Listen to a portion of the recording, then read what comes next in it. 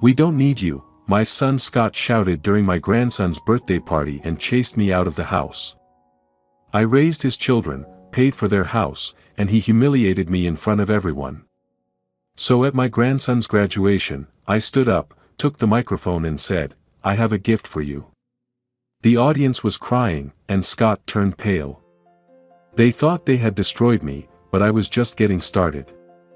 Before we continue, please subscribe to the channel and let us know where you are listening in the comments. The front door of Scott's house glowed under the porch light, a beacon in the April dusk. I adjusted my tie, the silk catching on my calloused fingers, and shifted the gift in my hands. The package crinkled, its red wrapping as loud as my heartbeat. Inside, laughter spilled out, kids shrieking, adults chuckling, the clink of glasses. Michael's 17th birthday. My grandson. My pride. The old watch on my wrist ticked, a steady rhythm from the days when Scott was still small enough to hold. I smiled and stepped inside.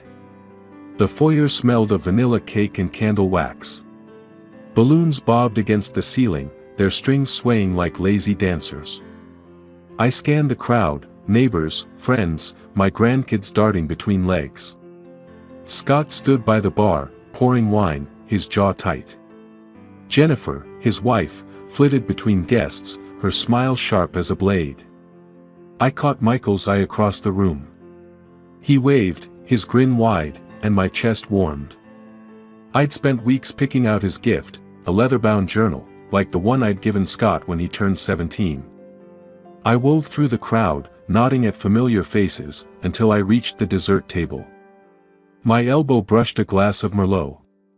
It tipped, splashing crimson across Jennifer's pristine cream rug. The stain bloomed like a wound. Heads turned. I froze, the gift still clutched in one hand. "Really, Douglas?" Jennifer's voice cut through the chatter, her tone dripping with disdain. She stood with arms crossed, her diamond earrings glinting. "That rug cost more than your car."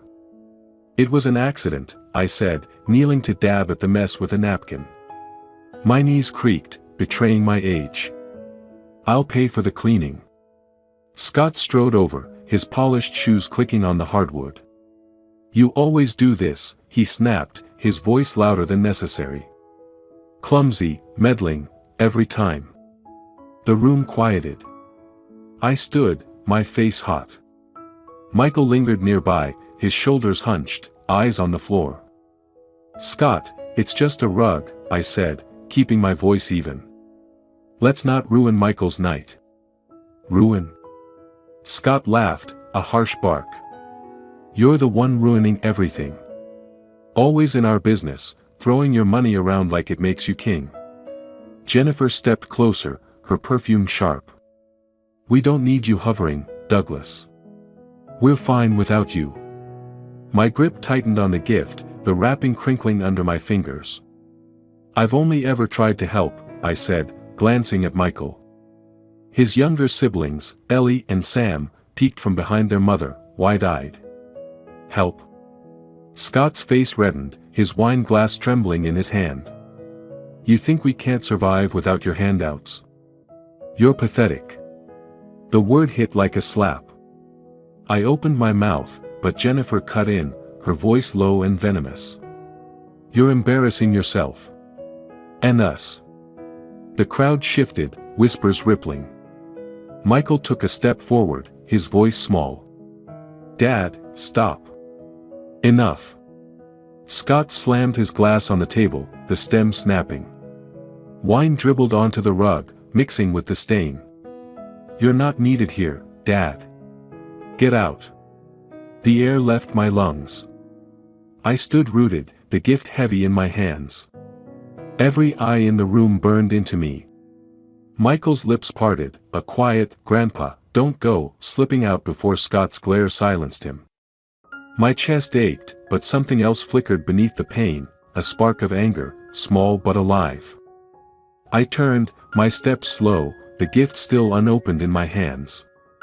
The door loomed ahead, its brass knob cold under my palm. I stepped outside. The door slammed shut, the sound echoing in the wet night air. Rain pattered on my shoulders, soaking the gifts wrapping until it sagged like a deflated balloon. I stood on the lawn, staring at the glowing windows. The silhouettes of the party moving on without me. I'd given them everything, my time, my money, my heart. How could they do this? The rain stung my eyes, but I didn't move. Not yet. The rain followed me home, drumming on the roof of my apartment like a funeral march. I sank into the armchair, still in my damp jacket, a glass of water trembling in my hand. The room was dim, lit only by a single lamp that cast shadows across the faded wallpaper. A photo of my grandkids, Michael, Ellie, Sam, sat on the shelf, their smiles frozen in a summer long gone. The old watch on my wrist ticked, each second a reminder of time I'd never get back. I stared at the glass, the water rippling with every shake of my fingers. My mind drifted to Scott, back when he was just a boy. After Ellen died, it was just us. I'd sit at the kitchen table, bleary-eyed from a double shift, helping him with algebra. His pencil would scratch the paper, his brow furrowed, and I'd nudge him, saying, "You've got this, kid." Every overtime check went to his college fund, every spare hour to his dreams. I didn't sleep much back then, but his grin made it worth it. "You're the best, Dad," he'd say, and I believed him. The memory shifted. Michael was 5, all gangly limbs and toothy smiles, chasing a soccer ball across a muddy field. I'd drive him to practice, my old truck rattling, while Scott and Jennifer worked late. I'd cheer until my throat hurt, even when he missed the goal. Later, I'd sit with Ellie and Sam, reading bedtime stories, their small hands clutching my fingers. I built model planes with Michael, the glue sticking to our fingertips, his laughter filling the room. I sent checks for their mortgage, month after month, without a word. Scott never said thank you. I told myself it didn't matter. I blinked, back in the present. The glass was cold against my palm. I thought they were my family, I muttered, my voice swallowed by the empty room. What am I to them now? The photo on the shelf stared back, Michael's eyes so like Scott's at that age. I'd given them everything, my savings, my nights, my life. And for what? To be tossed out like garbage? My chest tightened, not just with pain but with something sharper. Enough, I said, the word cutting through the silence. I slammed the glass on the table, water splashing across the wood, pooling like the stain on Jennifer's rug. The sound jolted me, a crack in the dam of my restraint. I wasn't done. Not yet. I stood, my knees stiff, and crossed to the shelf. The photo gleamed under the lamp, my grandkids' faces a tether to something worth fighting for. I won't give up, I whispered, my voice steady for the first time that night. I turned toward the bedroom, my steps slow but sure. At the hallway table, I paused by the phone, my hand hovering over it. Someone needed to hear me. Someone needed to know I wasn't broken. The bell above the cafe door jingled as I stepped inside, the morning air thick with the scent of roasted coffee. The place buzzed, baristas calling orders, customers tapping on laptops, the hum of conversation. I adjusted my jacket, the fabric stiff from last week's rain, and twisted the old watch on my wrist. Its ticking grounded me, a faint pulse against the chaos in my head. I'd come to talk to Scott, to fix what broke at Michael's party. I scanned the room and spotted him at a corner table, Jennifer beside him, her manicured nails tapping her phone. I ordered a black coffee, the barista's smile too bright for my mood, and approached their table. Scott's eyes flicked up, narrowing. Jennifer's lips curved, but her gaze was ice. I cleared my throat. "Scott, can we talk?" My voice was steady, though my pulse wasn't. "I want to make this right." Scott leaned back, arms crossed. "You serious?" His tone was sharp, like he'd been waiting to cut me. "You think you can just waltz in and fix everything?" Jennifer set her phone down, her smile tightening. "Douglas, we're trying to have a quiet morning. You're making it difficult." I slid into the chair across from them, ignoring the knot in my stomach. I'm your father, Scott. I've only ever wanted to help. Let's not do this again. Help? Scott's laugh was bitter. Loud enough to draw glances from nearby tables. You call smothering us help?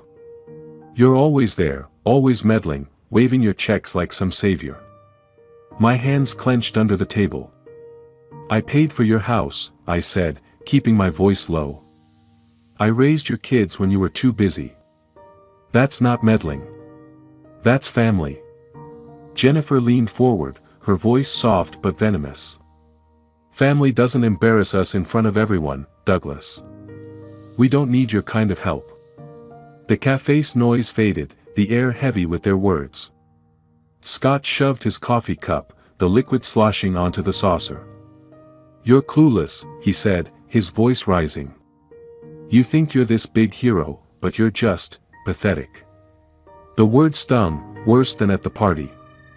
I felt the eyes of strangers, their whispers like needles. My chest burned, but I forced myself to speak. I'm not here to fight. I just want to see my grandkids. To be part of their lives. Scott stood, his chair scraping the floor.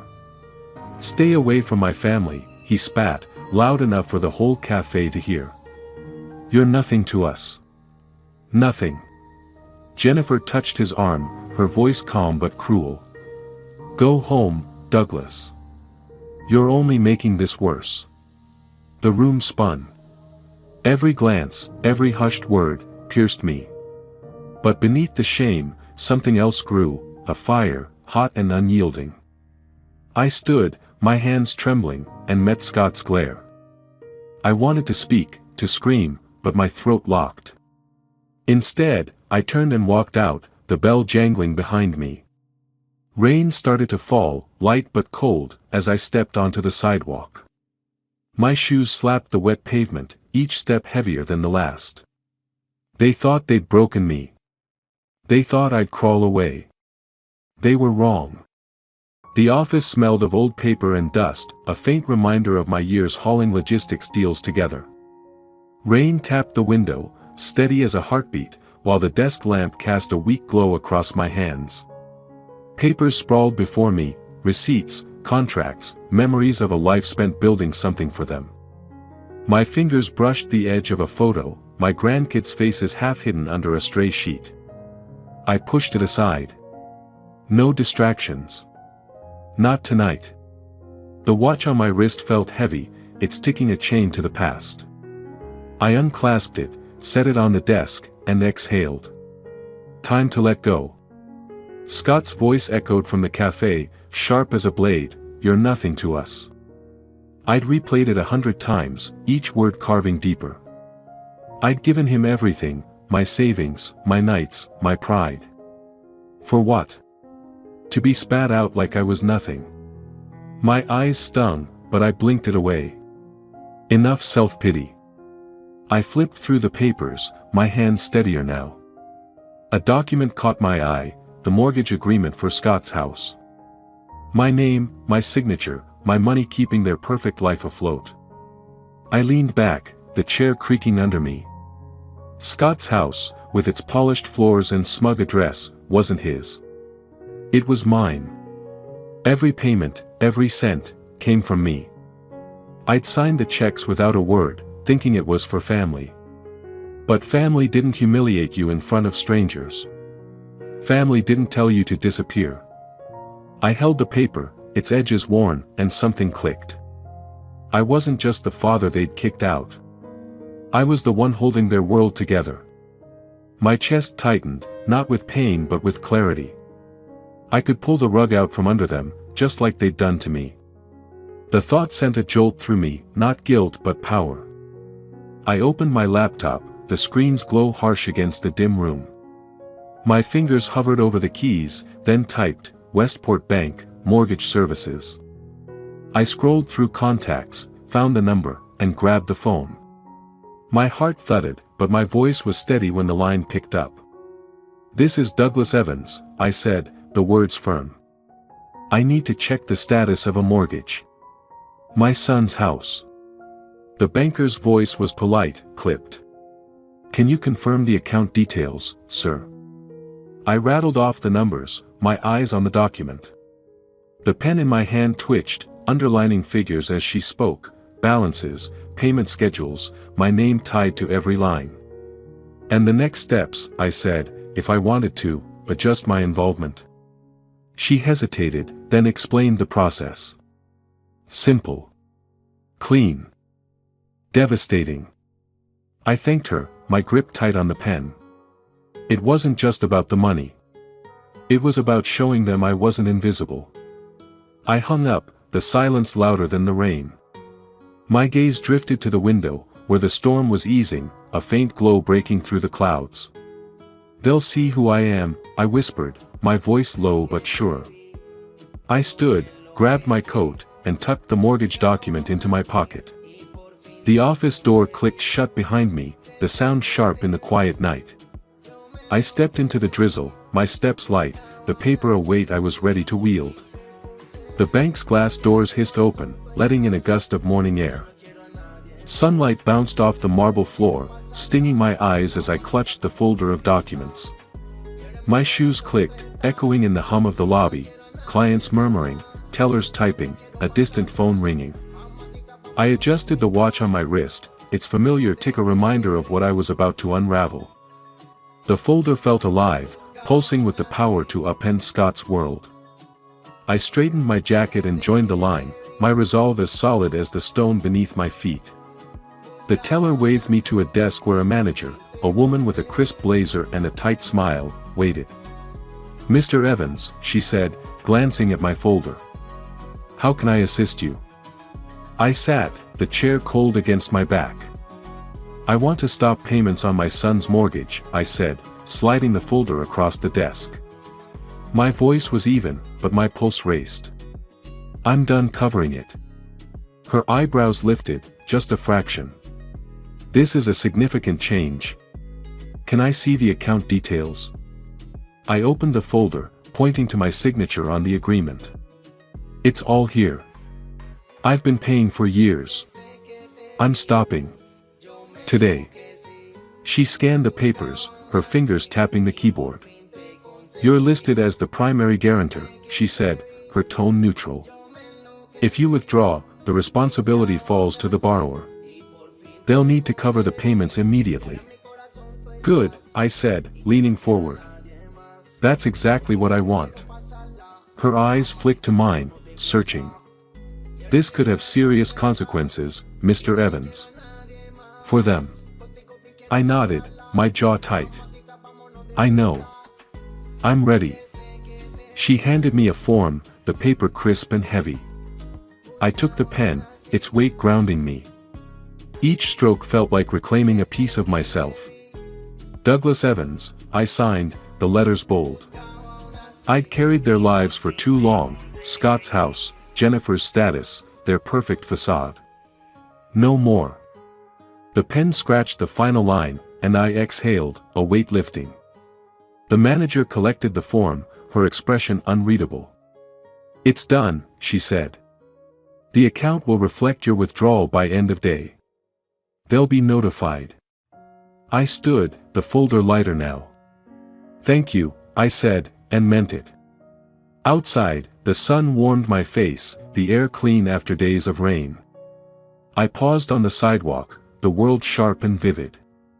Scott's face flashed in my mind, his shock, his panic when the bank called. I felt a thrill, but also a flicker of doubt. Was I ready for their anger? For the fallout? I shook it off. They'd made their choice. I slid into my car, the folder on the passenger seat, and glanced at my phone. No calls yet, but they'd come. Scott would scream, Jennifer would scheme, and I'd be waiting. I started the engine, the rumble steadying me. "Let them try," I muttered, my lips curling. The road stretched ahead, and I pressed the gas, ready for what came next. The phone buzzed on my kitchen table, shattering the quiet of my apartment. I stared at the screen, Scott's name flashing like a warning. The clock on my wrist ticked, each second pulling me closer to the fight I'd known was coming. My coffee steamed, untouched, its bitterness matching the air. I picked up the phone, my hand steady, and answered. "Hello, Scott. You bastard." His voice exploded through the line, raw and ragged. "You stopped the payments? You're ruining us." I leaned back in my chair, the wood creaking. "You said I was nothing," I said, my tone calm, deliberate. "I'm just proving you right." Papers rustled on his end, a chaotic clatter. "Do you know what you've done?" he shouted. "The bank's calling, threatening foreclosure. My kids, your grandkids, could lose their home." Jennifer's voice cut in. Sharp and pleading, a snake in silk. "Douglas, how could you? We're family. Think of Michael, Ellie, Sam."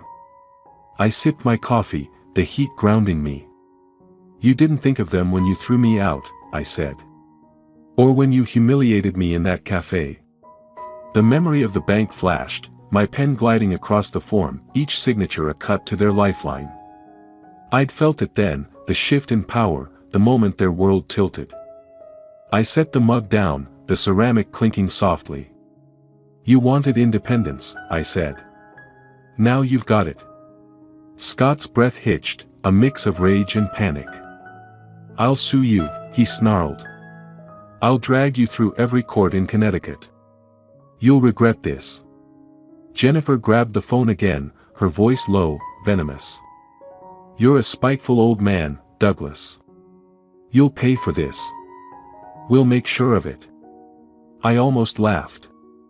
Their threats were hollow, a desperate scramble to regain control. "Do what you want," I said, my voice like steel. "I'm done playing your game." A crash echoed through the line, something heavy, maybe a book, hitting the floor. Ellie's voice, small and scared, called out in the background. "Dad, what's wrong?" My heart twitched, but I pushed it down. This wasn't about them. It was about Scott and Jennifer, their greed, their cruelty. "You're a monster," Scott spat, his voice breaking.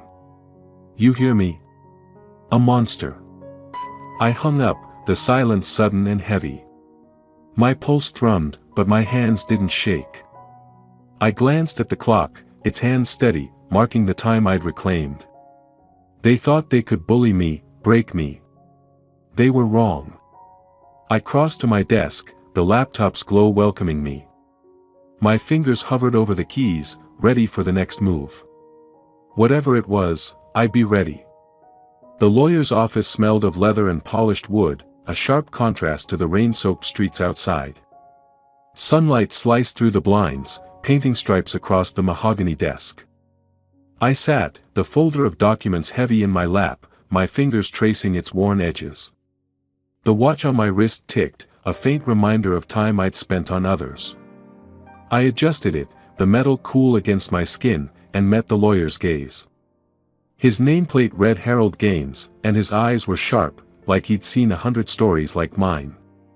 "Mr. Evans," Harold began, leaning forward, "let's review your position." His voice was smooth, practiced. I nodded, my jaw tight, and slid the folder across the desk. I'd been here before, years ago, when Scott's IT company teetered on the edge. I'd loaned him 50 grand, my savings, to keep it afloat. He'd hugged me then, promising to pay it back. The checks never came. Instead, I got excuses, then silence. I saw him now, in my mind's eye, signing contracts with that smug grin, building his empire on my dime. My chest ached, but not with regret, with clarity. He'd used me, and I'd let him. Harold flipped through the papers, his pen tapping. "The mortgage withdrawal was clean," he said. "Scott has no legal grounds to sue. You were the guarantor, not the borrower. He's on the hook now." "Good," I said, my voice low. "What else?" He raised an eyebrow, then pulled out a file. "Your son's company. It's in worse shape than he lets on.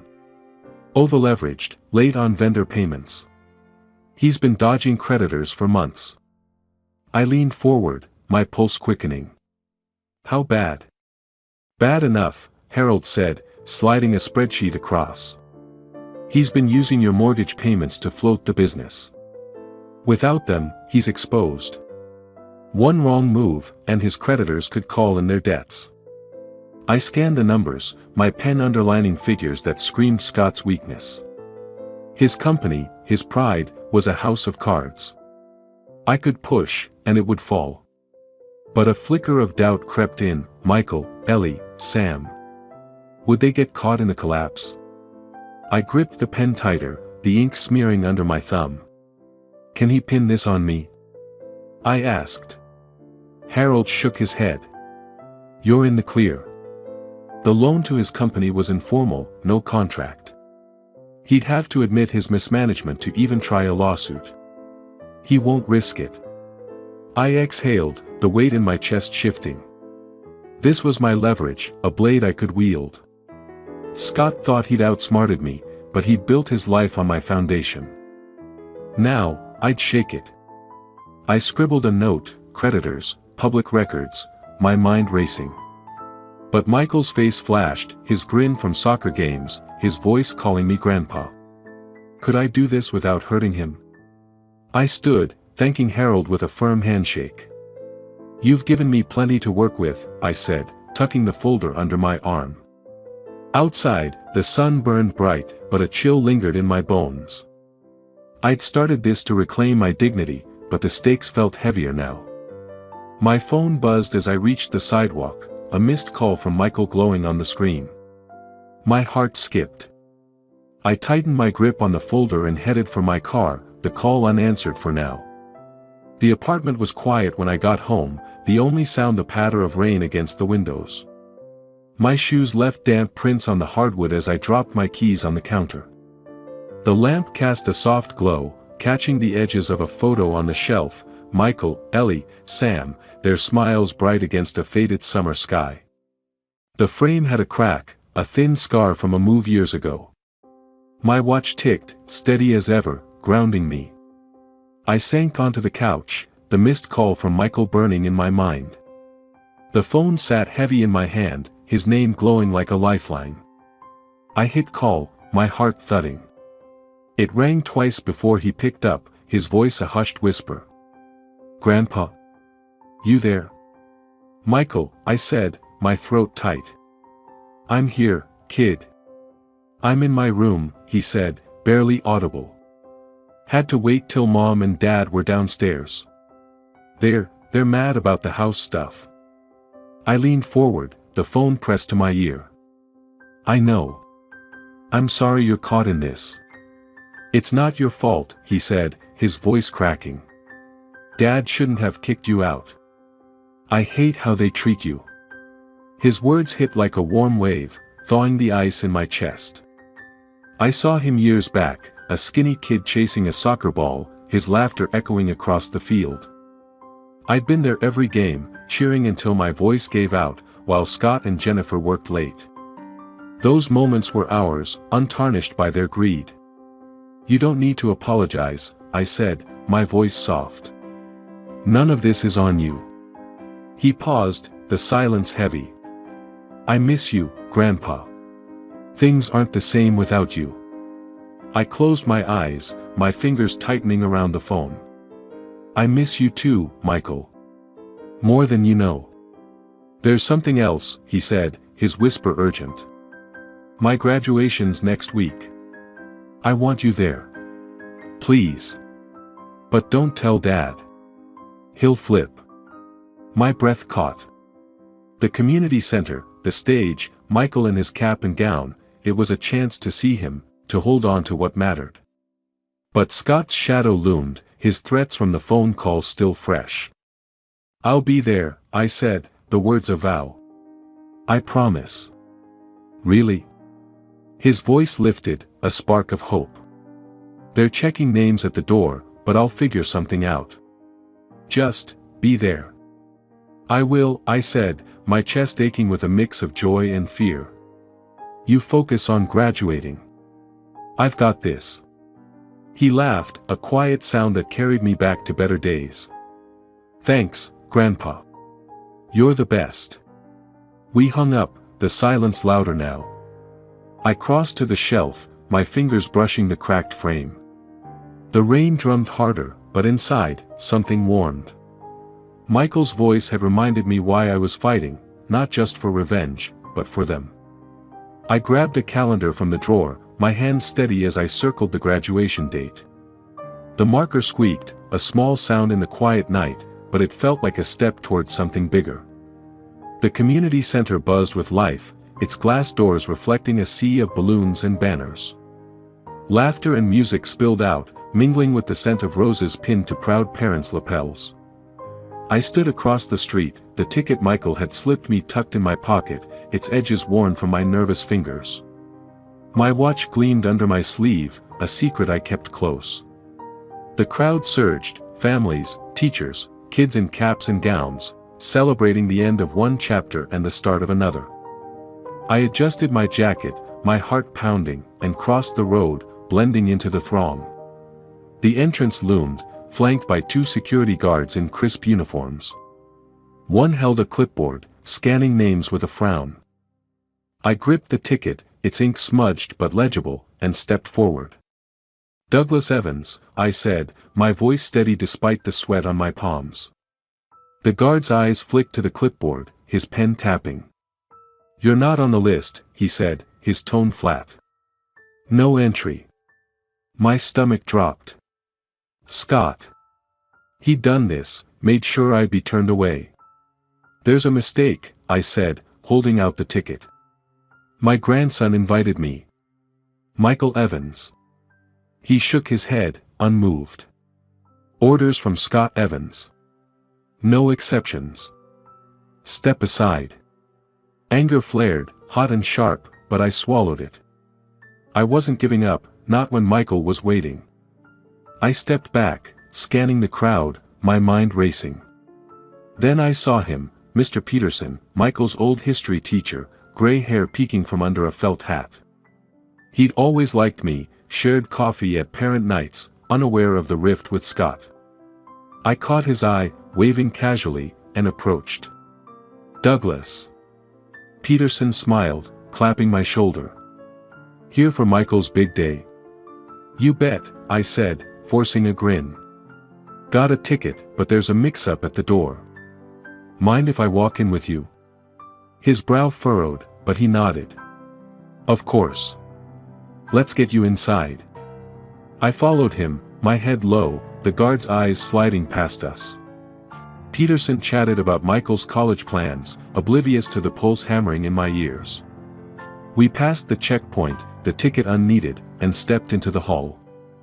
The air was warm, thick with applause and the glow of stage lights. I murmured thanks to Peterson, slipping away as he joined a group of teachers. The hall was packed, rows of chairs filled with beaming families. On stage, graduates lined up, Michael among them, his cap slightly crooked, his smile wide. My chest swelled, pride battling the knot of fear. I moved to the side, ducking behind a column draped in blue streamers. The scent of flowers hung heavy, grounding me. I scanned the crowd, my breath catching as I spotted Scott and Jennifer near the front, their heads bent together, oblivious to my presence. My hands clenched, the ticket crinkling in my pocket. I was here, against their will, for Michael. But seeing them stirred something else, a need to act, to make them feel the weight of their choices.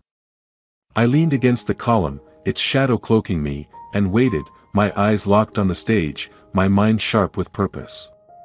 The community center pulsed with light, the stage a blaze of gold and blue. Michael stood among the graduates, his cap tilted, his grin wide as he clutched his diploma. I lingered behind a column, its shadow cloaking me, the ticket in my pocket a quiet victory. My watch ticked under my sleeve, a steady pulse against the roar of applause. The air smelled of roses and wax, the crowd a sea of proud smiles and flashing cameras. But my eyes locked on Scott and Jennifer, their heads turning, their faces paling as they spotted me. My heart thudded, but I didn't flinch. Scott pushed through the crowd, his jaw tight, his steps sharp.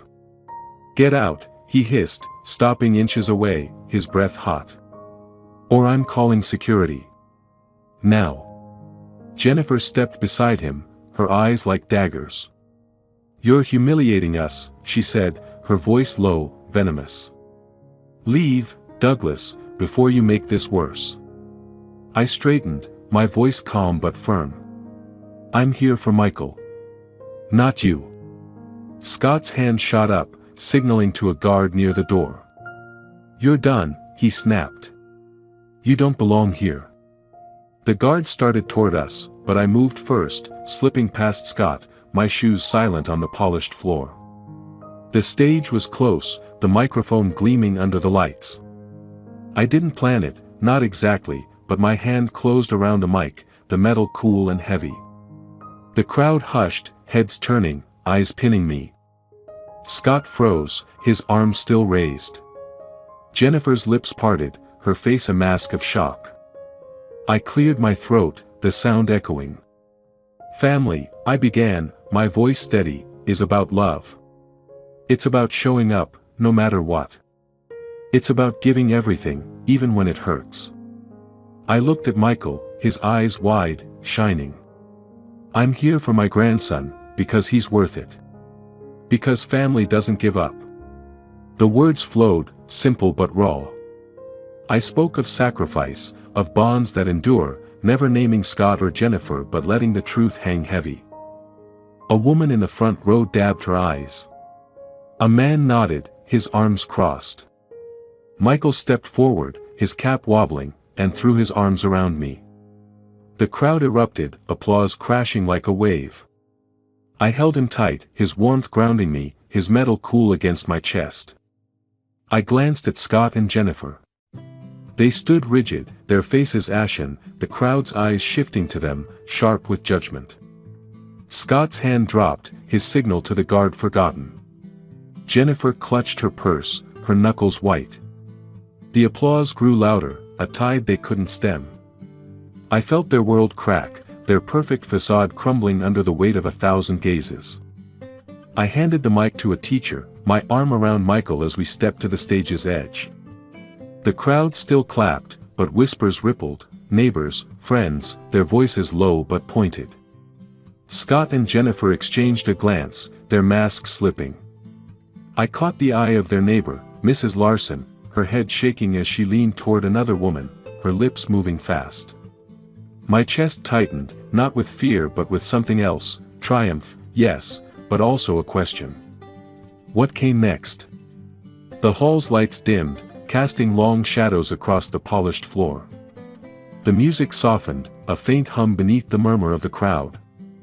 I stood near the stage, Michael at my side, his hand brushing mine, his metal glinting under the chandeliers. My watch ticked, a quiet anchor in the chaos. The air carried the tang of champagne and wilting roses, but the mood had shifted. Eyes darted, whispers grew, and the weight of judgment settled like dust. Scott and Jennifer stood across the room, cornered by their own neighbors, their faces tight with strain. Mrs. Larson leaned toward a woman in a green dress, her voice low but clear. They threw him out. His own father. Can you believe it? The woman gasped, her hand covering her mouth, her eyes flicking to Scott. Another man, a local realtor, muttered, and he paid for their house. Unbelievable. Jennifer moved first, her heels clicking as she approached a cluster of women, her smile forced. You don't understand, she said, her voice high, brittle. It's complicated. Douglas isn't what he seems. The women exchanged glances, their smiles thin. One turned away, sipping her drink. Another murmured, really, Jennifer? After that speech? Jennifer's face flushed, her fingers twisting the strap of her purse. She looked to Scott, but he stood frozen, his kell trembling in his hand, his eyes on the floor. I watched, my chest steady, my hands still. Their world was unraveling, stitch by stitch, and I didn't need to lift a finger. The crowd was doing it for me. A man in a suit, someone from their country club, clapped a hand on Scott's shoulder, his voice loud. You've got some explaining to do, Evans. Kicking out your dad. Low blow. Scott shrugged him off, his jaw clenched. It's not your business, he muttered, but his voice cracked, betraying him. The man raised an eyebrow, stepping back, and the whispers grew louder. I caught fragments, greedy, shameful, poor kids. My heart twinged at that. Michael, Ellie, Sam, they didn't deserve this fallout. But Scott and Jennifer. They'd built this cage themselves. Michael squeezed my arm, his voice soft. You did good, Grandpa. They're proud of you. He nodded toward the crowd, his eyes bright. I managed a smile, but my mind churned. I'd won, hadn't I? Their status, their pride, lay in tatters. Yet the victory felt heavy, tempered by the faces of my grandkids, who'd hear these whispers too. I stepped back, letting the crowd's judgment flow. Jennifer tried again, her voice rising as she spoke to a neighbor, but the woman walked away, her heels sharp against the floor. Scott's shoulders slumped, his chalcedony untouched on a table, a small puddle forming beneath it. I stood tall, my gaze steady, feeling the room tilt in my favor. But then I saw him move, Scott, his steps slow, deliberate, heading toward me. My pulse quickened. Michael tensed beside me, but I didn't move. Scott stopped a few feet away, his eyes locked on mine, his face unreadable. The park near my apartment was alive with spring, the grass soft underfoot, the air thick with the scent of blooming lilacs. Michael kicked a soccer ball, his laughter echoing as Ellie and Sam chased him, their small feet pounding the earth. I sat on a bench, my watch catching the morning sun, its ticking a quiet hymn to this moment. The kids' joy was a balm, soothing the scars of weeks past. I leaned back, my hands loose, watching them play, their shadows dancing across the field. Michael jogged over, his cheeks flushed, his medal from graduation tucked in his pocket. You're staying, right, Grandpa? He asked, his voice earnest. No matter what. Always, I said, ruffling his hair. You, Ellie, Sam, you're my heart.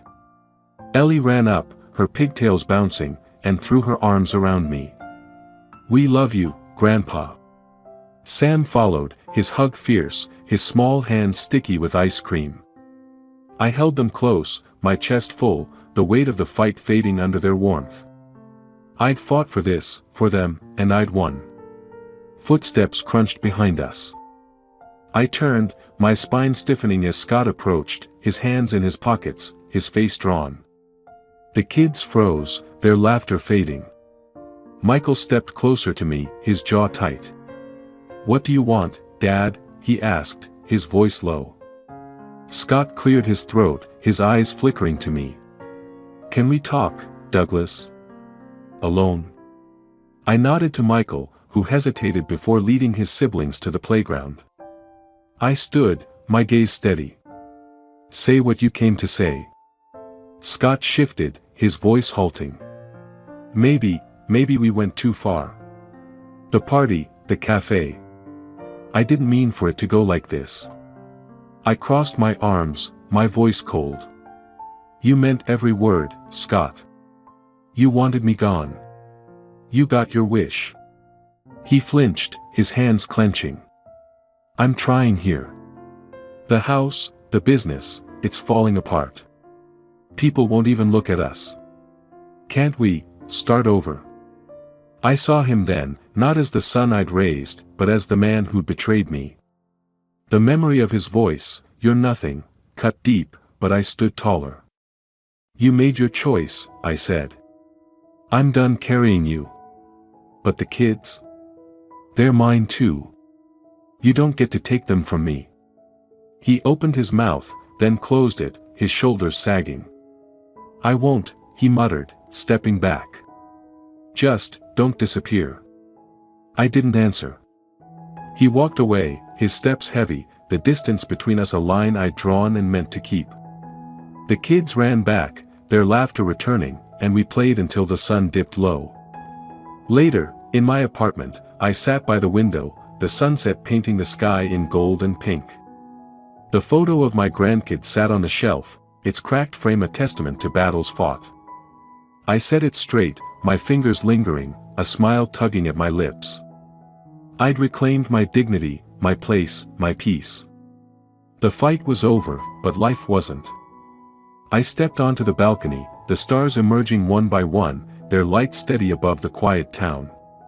My watch ticked, a reminder that time moved forward, and so would I.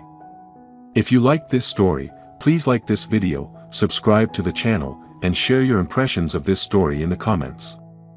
To listen to the next story, click on the box on the left. Thank you for watching.